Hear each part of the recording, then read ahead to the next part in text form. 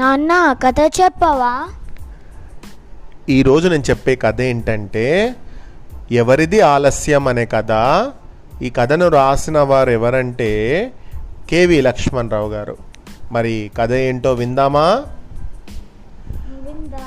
అడవిలో సమావేశం అప్పుడే మొదలైంది. మరి అడవికి సమావేశం అయింది అంటే అక్కడ మీటింగ్ జరుగుతుంది. అడవిలో ఎవరికి మీటింగ్ జరుగుతుంది? తెలీదు. జంతువులకి మీటింగ్ జరుగుతుంది. అక్కడ అడవికి రాజు ఎవరు? సింహం. సింహం అడవికి రాజు. రాజైన సింహం దర్జాగా సింహాసనం మీద కూర్చుంది. మంత్రి కుందేలు సమావేశాన్ని ప్రారంభించింది. అంతలోనే చిట్టి అనే ఒక చిలుక సమావేశానికి రాబోతుండగా, చిట్టి, నిన్ను మృగరాజు రావద్దని చెప్పారు.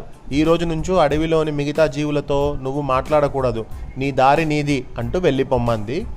కుందేలు మాటలు విన్న చిట్టి ఆశ్చర్యపోతూ, నేను చేసిన నేరం ఏమిటి అని అడిగింది. నిన్ను బహిష్కరించాం, ఇక కారణాలతో పని లేదు, తక్షణమే ఇక్కడి నుంచి వెళ్ళిపో అని మృగరాజు అనగానే చిట్టి ఒక్కసారిగా భయపడింది. వెళ్ళిపోతూ తిరిగి తన స్నేహితుడైన కర్ణిక అనే కాకి వైపు దీనంగా చూసింది.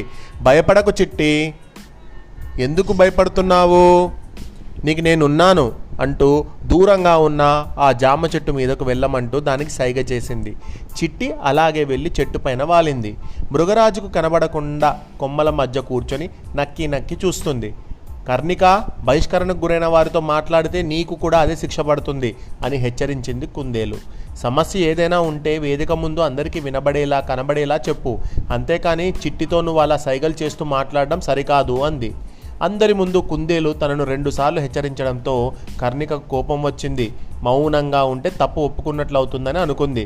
సమస్య వస్తే రాజుకు చెప్పుకుంటారు, కానీ ఇక్కడ రాజే సమస్య అయినప్పుడు ఎవరికి చెప్పను, ఎలా చెప్పను అని ధైర్యం తెచ్చుకొని అంది కర్ణిక. దాని మాటలకు మృగరాజు ఎలా స్పందిస్తుందోనని ఏనుగు, జింక, నక్క, తోడేలు భయంగా చూడసాగాయి. మృగరాజు సింహాసనం మీద నుంచి లేచింది. శభాష్ కర్ణిక, అణచివేత తిరుగుబాటుకు ప్రధాన కారణమవుతుందని నిరూపించావు. నీ స్నేహితుడిని బహిష్కరించడంతో ఆవేశంగా మాట్లాడుతున్నావు అని అంది. ఆవేశం కాదు మృగరాజా, నా చిట్టిని ఎందుకు వెలివేశారో చెప్పండి చాలు బాధగా అడిగింది కర్ణిక.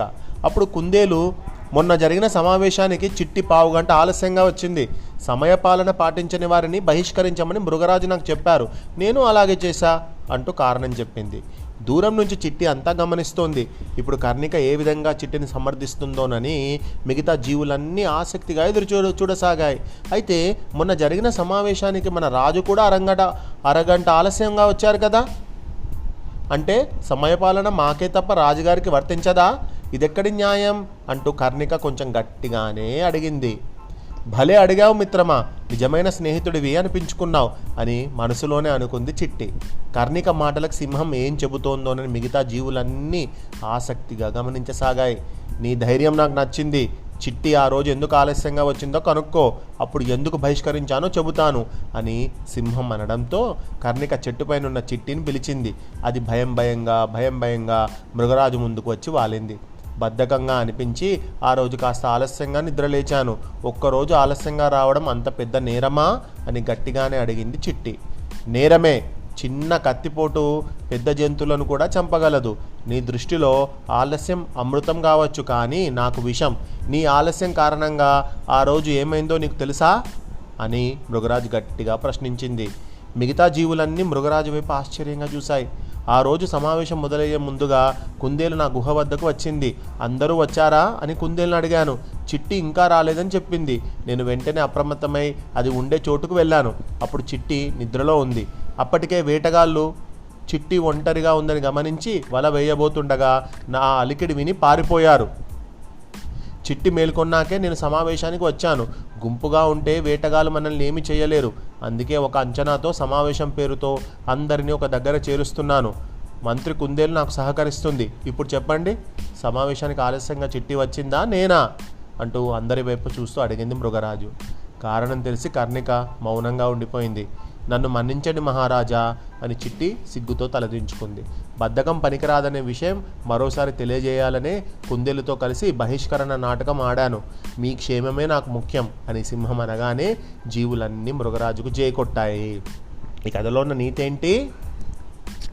చుట్టూ ఏం జరుగుతుందో గమనించకుండా బద్ధకంగా ఒకే దగ్గర ఉండడం వల్ల ఎవరికి నష్టం జరుగుతుంది?